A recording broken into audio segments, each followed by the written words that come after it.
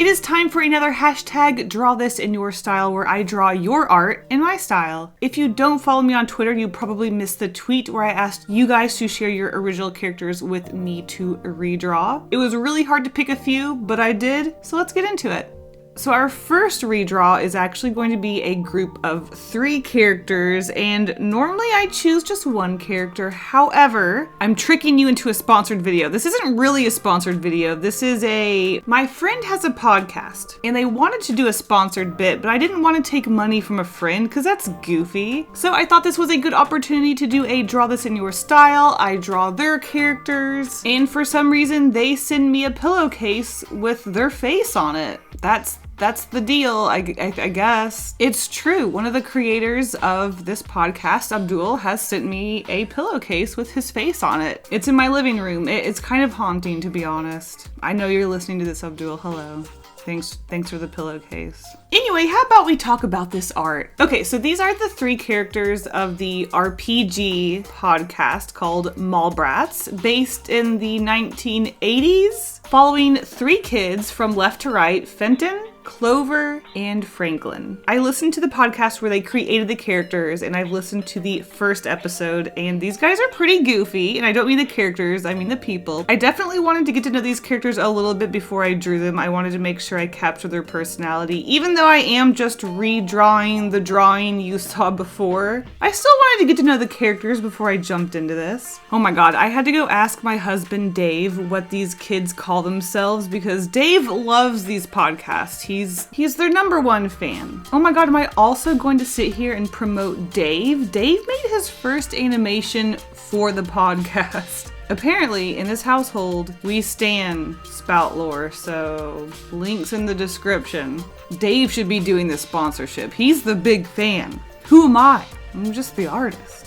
What was I talking about? Anyway, I had to go ask him what these kids called themselves, and he laughed at me because I thought it was cool candy kids, but it's cool treat kids. But really what stood out to me was their rivals, I think they are, the Hot Meat Boys. I mean, really, what's going on there? What are we working with here? All I know is that by the end of the first podcast, I really wanted a corn dog, let's just say that. Look, all I'm gonna say is that you should go check out the podcast. You guys don't even know what malls are. Malls don't exist anymore. You guys just shop on Amazon now. What's up with that? Do you even know what a mall is? That's a joke. Obviously, malls still exist. I feel like malls are dying though. I'm going off topic again. Anyways, check out the Mallbrats. These characters were super fun to draw. We are actually giving away this very drawing, so check out the links in the description for more information. Okay, there's our first redraw. Next.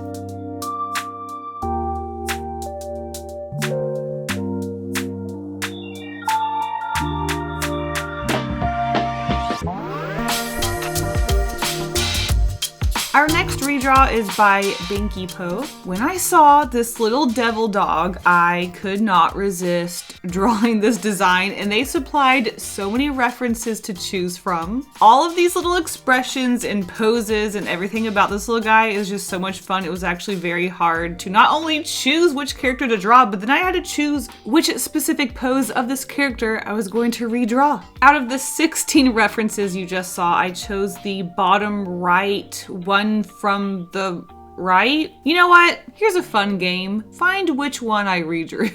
So in today's video, as you can see, I am using gouache to create these drawings. In the past, I've done a watercolor draw this in your style, a washi tape draw this in your style, a digital art draw this in your style, and now we are doing gouache. It's really interesting to look at each of these videos on their own because depending on which art supplies I use, my art style itself drastically changes depending on what I'm using. At the end of the day, I think my art style has a obvious general vibe, and certain things you can just really tell it's my art style: exaggerated shapes, facial expressions, colors I use, the way I shade things. But with different art supplies, there are different ways to work. For example, with watercolor, because it has a transparency to it, it's really fun to play around with transparent colors like bubbles and smoke and fire. And with watercolor, because it is so transparent and hard to create really harsh, different colors, I do find myself using line work. Now, when it comes to gouache, I do absolutely love to work in a lineless style. And because gouache has these really bold, flat, opaque colors,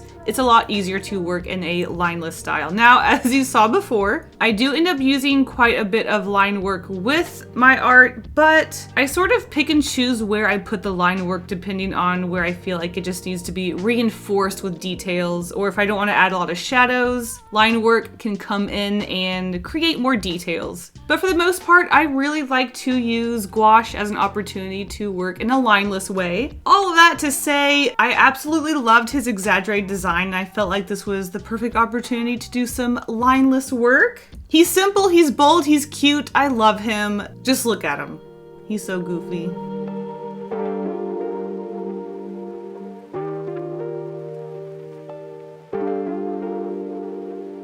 Next up, by Chaos Contained, we have Squiella, which is a squid character with a robotic looking arm, goggles, and a face I do not trust. They are very cute, but once a character's pupils get so super teeny tiny, I don't trust them. They look a little psychotic. My apologies if that's not the face you were trying to convey. Maybe it's just me, but whenever I draw very small pupils on my characters, they always end up looking absolutely deranged. And sometimes I see characters that look completely normal with small pupils, but then I draw my own eyes and I put a small pupil on the character and they look crazy. I don't know how some people pull it off, but as you will see with my rendition of this character, I do end up giving them big pupils. Why? I guess it's just part of my style. I just really like big, goofy pupils and eyes. I don't have anything against characters that look like they're about to snap and murder a whole family of babies, but I guess when it comes to personal preference, I like big, cute eyes. And you know what? That's the whole point of this video, huh? Drawing in my style. My style is not killing a whole family of babies. Not that Chaos Contained style is all about killing a whole family of babies, but I am absolutely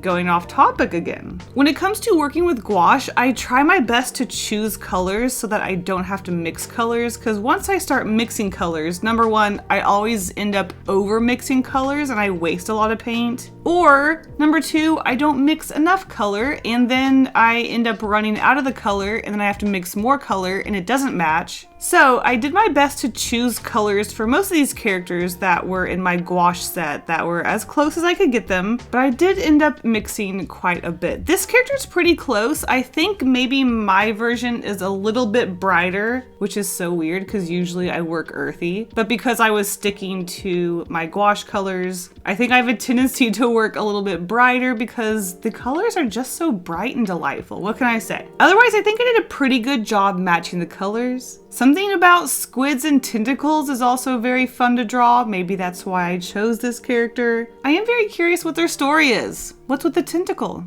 Are they a deranged character? And would they kill a family of babies? Chaos Contained, let us know in the comments.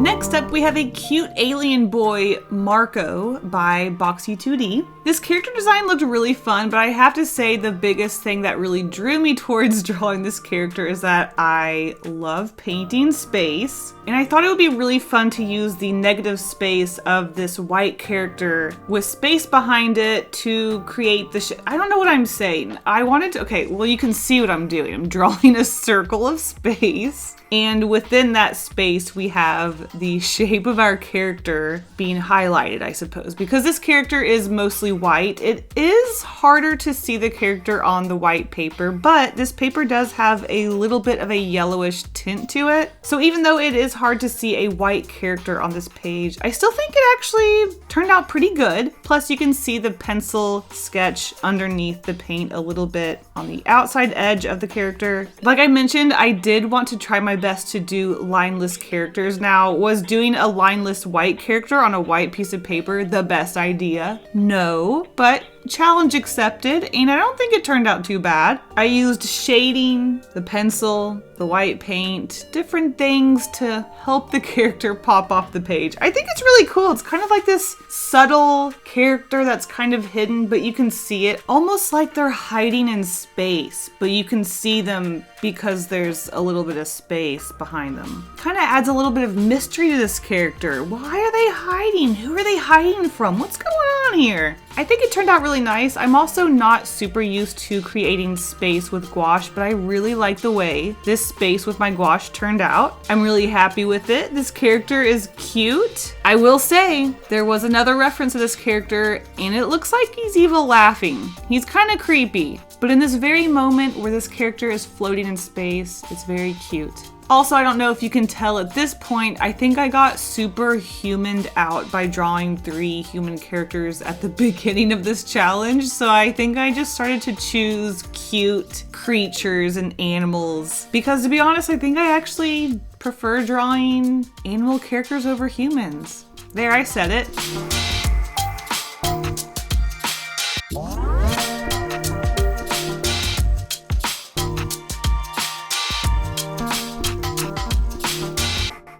And finally, by Malta Fox, we have a little alien girl, Ema. I really enjoyed the character design of this character. Also, the colors are super bright and colorful. And like I mentioned earlier, usually earthy tones are my thing. But I don't know if it's because I'm working with my gouache, but I really like the colors of this character. Not purple, magenta. It's more red or pink. And I was pretty excited to choose the colors from my gouache to paint this character because I had a lot of, what are these called? What did I say? Magenta? Rose violet is one of the colors I used. Deep magenta. Cosmos pink. Light magenta. I didn't mix too many colors when it came to this character. I think maybe there's a couple of colors that I felt like needed to be slightly darker or to create a better shading color. Though after I did put the initial flat of color down for this character, I did notice it was a little darker than I would have liked, but I was too deep to change it. So I sort of just accepted that the character was going to be a little bit darker than I wanted. And you know what? It's part of the style situation. I'm not going for a perfect recreation of these characters. I'm doing it in my style, and I guess my style is darker, which I guess kind of makes sense. You know, the whole earthy color thing and all. Speaking of my style, something that I was really focusing on with these gouache illustrations is that I really want to start embracing more of a textured or strokey, dry brushy look when it comes to my gouache paintings. I'm usually super anal about making everything look super perfect, super flat. However, like I said, I really want to start embracing more dry brushing techniques and textures when it comes to using gouache. So with a lot of these paintings, I was trying to be a lot looser and try to be a lot less anal about how perfect everything looked. If things were a little bit sloppy, I tried to embrace it, tried to make some strokes on purpose, tried to get some texture. And honestly, I'm actually pretty happy with every single one of these paintings, so heck yes. I hope you guys enjoyed this video. And if I drew one of your characters, please keep an eye out in your DMs because I will be sending the originals to you.